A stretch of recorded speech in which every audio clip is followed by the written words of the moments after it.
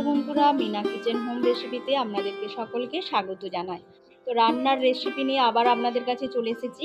রেসিপির নাম হচ্ছে পলতা শাকের ডালনা।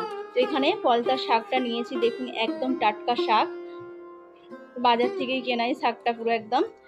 তো এই শাকের আমি আজকে ডালনা বানাবো, আর এতে কি কি সবজি দেবো সেটাও আপনাদেরকে আমি কাটার পর বলবো, দেখাবো। তো এখানে পলতা শাকটা ভালো করে আগে আমি কেটে নেবো।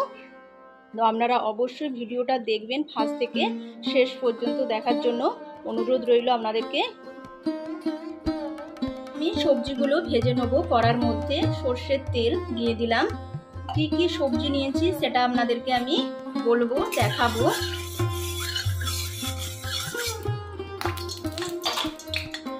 তেলটা গরম হয়ে গেছে, তো আমি এবারে সবজিগুলো দিয়ে দিলাম কড়ার মধ্যে। কি কি সবজি নিয়েছি সেটা আপনাদেরকে আমি বলবো।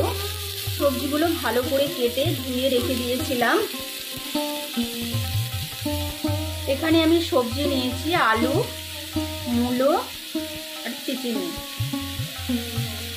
আর এখানে নিয়েছি বেগুন, কচু। তো প্রথমে আমি সবজিগুলো ভেজে নেব।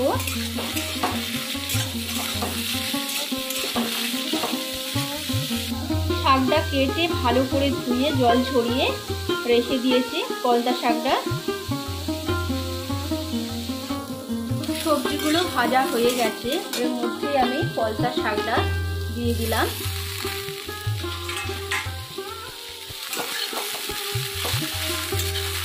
ভালো করে একটু নাড়াচাড়া করে নেব। শাকটা আমি প্রেসারের মধ্যে দিয়ে দেবো, দিয়ে 3টে সিটি দেবো। সেদ্ধ হয়ে গেলে তারপর আপনাদেরকে আমি দেখাবো সেদ্ধ করে নিয়ে। সবজির সঙ্গে পলতা শাক নাড়া হয়ে গেছে, তার সঙ্গে আমি কচুটাও দিয়ে দিলাম। প্রেসারের মধ্যে দিয়ে দেবো, দিয়ে 3টে সিটি দেবো। দিয়ে সিটি দেওয়ার পর তারপরে আপনাদেরকে আমি খুলে দেখাবো।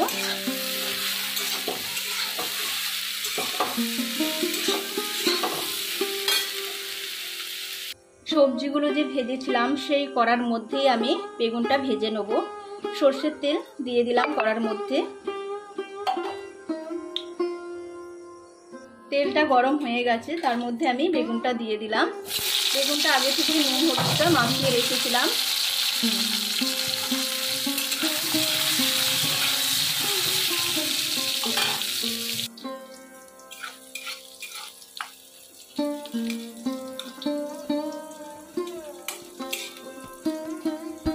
বেগুনটা ভাজা হয়ে গেছে, তো এবারে আমি একটা জায়গার মধ্যে তুলে নেব।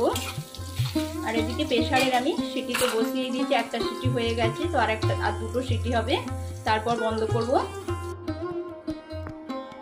এখানে যে আমি পলতা শাক আর সবজিগুলো সেদ্ধ করতে দিয়েছিলাম, প্রথমে আমি 3টে বলেছিলাম, তারপরে আমি 5টা সিটি দিয়ে বন্ধ করে রেখে দিয়েছিলাম। কড়ার মধ্যে আমি সর্ষের তেল দিয়ে দিলাম, তেজপাতা, শুকনো লঙ্কা, গোটা জিরে 1 চামচ। ফোড়নটা ভালো করে আমি একটু ভেজে নেব।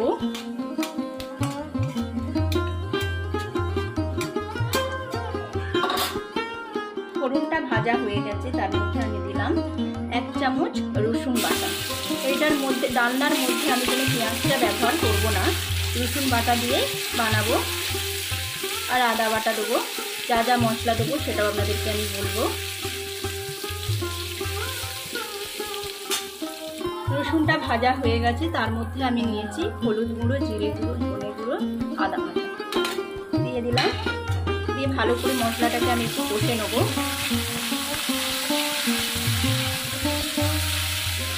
অন্য কিছু মশলা আমি আজকে ব্যবহার করব না।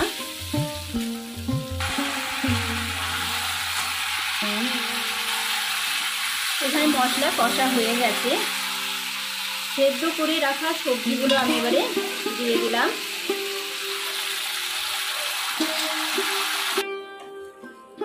মশলার সঙ্গে পলতা শাকটা ভালো করে কষে নেব।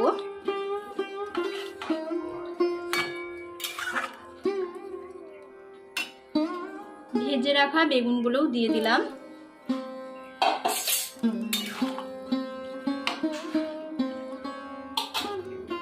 কিছুক্ষণের জন্য আমি এটা ফুটতে দেবো পলতা শাকের ডালনাটা। আলুগুলো একটু ঘেঁটে দেবো।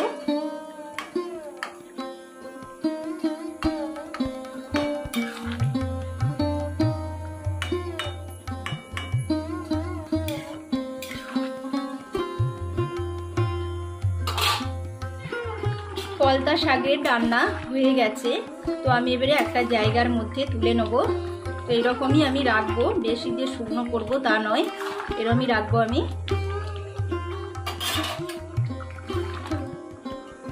একটা জায়গার মধ্যে আমি তুলে নিলাম।